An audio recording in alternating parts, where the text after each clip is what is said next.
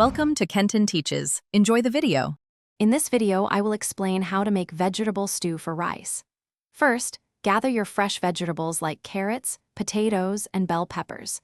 This guide will walk you through selecting the best produce and preparing them for cooking. We'll cover everything from chopping techniques to the ideal cooking temperatures, ensuring your stew is both nutritious and incredibly tasty. Get ready to create a wonderful meal that pairs perfectly with your favorite rice. To begin, finely chop your vegetables.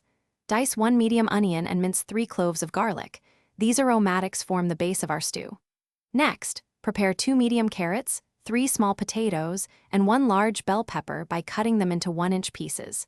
Have 400 grams of diced tomatoes and 2 cups of vegetable broth ready. This precise preparation ensures all ingredients cook evenly and contribute to a rich, harmonious flavor profile. Start by heating 2 tablespoons of olive oil in a large pot over medium heat. Sauté the diced onions and minced garlic until they become fragrant, about 3 minutes.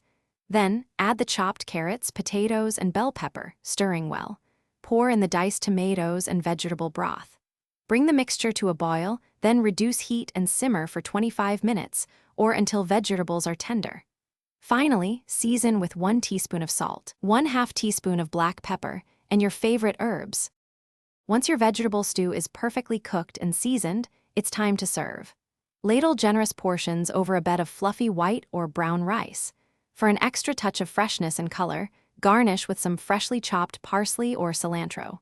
This stew is fantastic for meal prepping, as its flavors deepen overnight.